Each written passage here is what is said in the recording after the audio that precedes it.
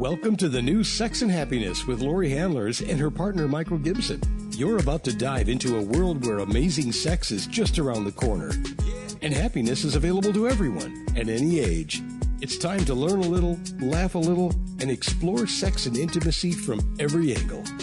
And welcome to another episode of Sex and Happiness, a show about your sex and your happiness and ours. We talk about ours here, too. That's right. I'm Lori Handlers. I'm Michael Gibson. And today we're going to talk about self-responsibility. It's a hot topic these days. Yeah, and it's really big in your life right now. It is very big in my life. It's big in my professional life and my personal life. What does it mean to be self-responsible? What is self-responsibility? Now, my father, you didn't know I was going with this. I didn't this know way. you were gonna go with this. When I was younger, every single night at the dinner table, my father would say, "Responsibility, Laurie. What does that mean?" And I would go, "Oh, Dad." And he would say, "It means the ability to respond." That's like, that's like the chicken and the egg. It's the new it's the catchphrase that's been around for a long time, and your dad was just beating the hell out of it. He was. Yeah. But what does it actually mean, the ability to respond? So I'd like to give that definition, my personal definition Please to it. do. I like this. The ability to respond means that I have a moment of breath before I do anything in a situation, and it means I also am self-aware, meaning I have something called witness consciousness. So if I'm in the witness, it means that I can observe myself while I'm sitting here, while I'm talking on camera, while I'm talking to you, Right. while I'm talking about a subject. I can actually see myself, the one called Laurie, who's speaking and responding right now in real time. And if something happens that I possibly have an automatic response to, what they call a knee-jerk reaction, which is called reaction, I can actually stop myself and take a breath and go, what do I choose in this moment? Rather than, how is my automatic reptilian brain or knee-jerk going to happen out of my control? Yeah. It means I won't say things I didn't mean. It means I won't engage my mouth before I give it a thought. It means I won't lash out and try to hurt. It's different because I know what those other things are. What's very different than the concept or the context that we were talking about earlier on, where we're talking about now responsibility. You brought up this particular point of view. The responsibility is the ability to respond, right? That's what my father said. Right. Wasn't he right? Well, I mean, in a certain context, yeah. But when we're talking about personal responsibility, I think it has to do with that which we take ownership of. So like for instance, my experience of life, I must take ownership of my experience of life. Right. When I'm speaking to somebody and I'm saying things that may be either considered hurtful, disrespectful, or in some way that may be very, very direct and even harsh, I can take responsibility for the way I'm delivering, but I can't take responsibility for the way it's landing. Right. However, for the interpretation. Correct. However, I can always bring my responsibility back around and say it in a different way and say, maybe if I said it a little different way, it would land a little better because my point is valid and I think it's important and I want to share it. But oftentimes other people may get triggered. The next thing you know, you're in a battle of wit, trying to figure out, using all these logical fallacies and everything else and attacks. But responsibility has to do with I can own what I'm saying and how I'm being in life and what I'm doing about it. So it's accountability. It's very being much accountable for your own interpretations. Right. For your own or my own interpretations, my own choices, my own want and need to connect with you and make it heard. Mm-hmm. That's what self-responsibility is. And we're in a cancel culture. Right. Which is not responsible, which is just like if the interpretation is that I'm doing something wrong, I'm canceled. I don't have even a chance to make it up. I don't have a chance to come back. I don't have a chance to explain to yourself. explain myself. I'm just, there's no judge and jury. I'm just canceled. Canceled. Yeah. Well, I think cancel culture is, forgive my use of language, I think it's bullshit. I think it puts everybody on edge. It forces us to have to be, hyper when we're talking and we're speaking. And we're in the Tantra community. Come on, guys. We're always told that we're going to speak our truth, and we're going to, we're going to have this empowered way of being, and we're sacred sexuality people, and all this other stuff. And yet, cancel culture could come in here and just go, nope, not you. Yeah, you're done. And I'm done with you. All the work that a person has done in this arena, in this space, could be ended over comment that was not thought through, or didn't have the ability to be explained or even teased out. It's just you're canceled. So cancel culture. And what is that leaves us without any dialogue or any ability to actually grow from a set of circumstances or situations that happen, that occur to us, or that we happen to be the perpetrator in. Let's talk about it in terms of being in relationship, right, staying in relationship, returning to love. Yeah. So I'm not talking about everyone in the world being in love with them. I'm talking about returning to love, like as a choice, as a state. Right. And so if I want to return to love with you or anyone else, I'm going to be responsible. I'm going to take self-responsibility for my thoughts, my statements, and my actions. And I'm going to hold you to account for that too. And I'm going to communicate with you rather than cancel you. Yeah. So it's like this. I'm done. I love this.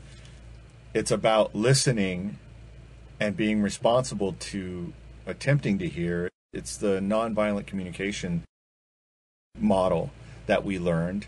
And I think it's important that, yes, listening is one of those ways that you can be responsible.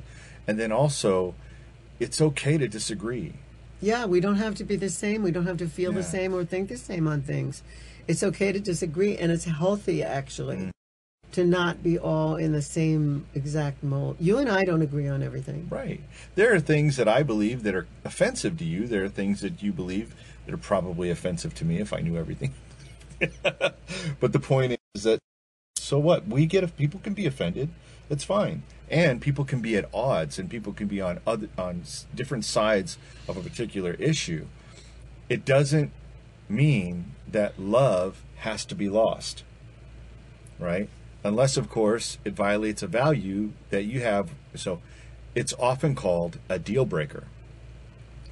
And when you have that happen, well, that's a deal breaker. Like, for instance, Christians and atheists probably shouldn't get married.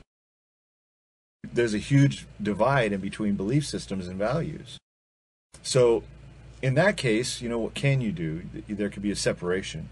But when you love each other and there are certain things that, don't line up, so what? It's okay. Yeah, or even, that's if we're talking about people who are in love. What about just people? I mean, I love people. Yeah. In general, I love people. It's true, she does. I do. I love people, and I actually always give people the benefit of the doubt. Yeah. And I'm not sure these days that anyone is giving anybody a benefit of the doubt. I'm not asking people to turn the other cheek.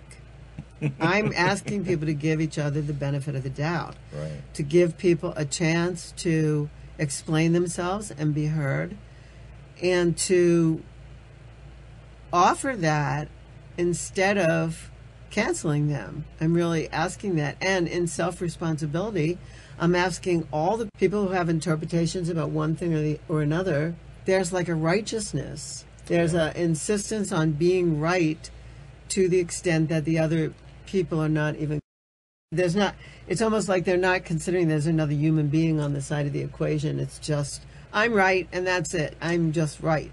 And then the position becomes what's important, not whether or not this other person who you love or you say you love has been just assaulted by your mouth, because you had to be right. Oh, it's so hard. It's hard. We used to say, we said once before, I think I put out a newsletter talking about how when people are, now I'm talking about a love relationship. When people are in love relationships, they regress to teenagers and they start acting out in their teenagehood like they're not emotionally adult. They're not emotionally current and they're not emotionally intelligent. Or even if they are, once they get in a relationship, they use that as an excuse to forget everything. Right. And you and I don't do that. We talk about being self-responsible. One of the things I loved about you when I first met you was that you were completely responsible for communicating your boundaries. Yeah. And I thought, wow, I could like this guy. I could love this guy. He's so straightforward about who he is. Communication is one of my highest values, That's and right. you communicate it. Yeah. So for me, I'm just saying, for me, communicating these things and saying, wait a minute, we have an issue here. We're not seeing eye to eye. Can we agree to disagree? Or should we try to persuade each other? Or can we spend some time arguing it out? I prefer that people do that than people walk away, cancel. Yeah, and I currently have several long-time, ongoing disagreements with people who I love. Like Like your son. No examples needed. You know what that is. You know what it is to have a long-time disagreement, ongoing disagreement with somebody, and neither of your minds have changed, but you still love each other, and you can actually be with each other. Yes. And it comes up from time to time, and that's fun. And I think the interesting thing is those disagreements or those conflicts can evolve and actually make you understand better the position of the other. So it does draw us close together. In fact, it's one of the things that we love to talk about. It has to do with politics and aliens and things like that. But yeah, my son and I have some interesting conversations over the phone. So let's go back to self-responsibility. Yeah. Actually, what my father said is not so wrong. Yeah. The ability to respond means rather than shoot or cancel or whatever first, one takes a breath, assesses the situation, and chooses how they want to respond. And I choose to return to love. How about you? That's what I choose. Every single time. So I don't have any blame for you. No, I don't have any blame for you. I don't have any real complaints with you. We do cough up. We don't complain. We make requests. Yeah, sometimes I think in relationships people will take their complaints and stuff them into a little bag until they're ready to unleash all of the complaints all at once. Have you ever been in one of those always never fights?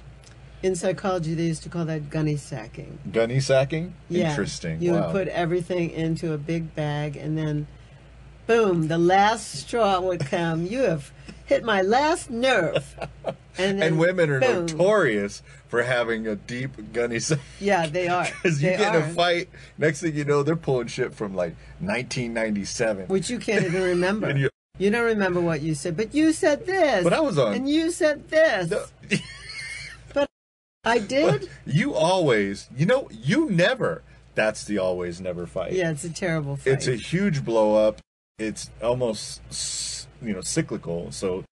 Or circular, because it's constantly going. You go back to because you didn't The address past. that one, and then you've got this other one that comes up, and then you deal with that one, and nope, you got to go back to the other one you didn't finish. Well, that's what I said about being emotionally not emotionally intelligent, Right. not current, emotionally current, not really having emotional currency, like actually being immature and teenagey about and having an indulgence, like being indulgent, like I'm going to save all this up, and in the right moment I'm going to catch you and I'm going to put it all out on you. And now you're on blast. Yeah, and that's absolutely wrong. That's absolutely wrong. And I feel it, because I've been in so many of those arguments. Not with me. Not with you, but in my past. I mean, I was married for 16 years. I had girlfriends, of long-term girlfriends, and This has been completely different, you and I. I don't think we've had any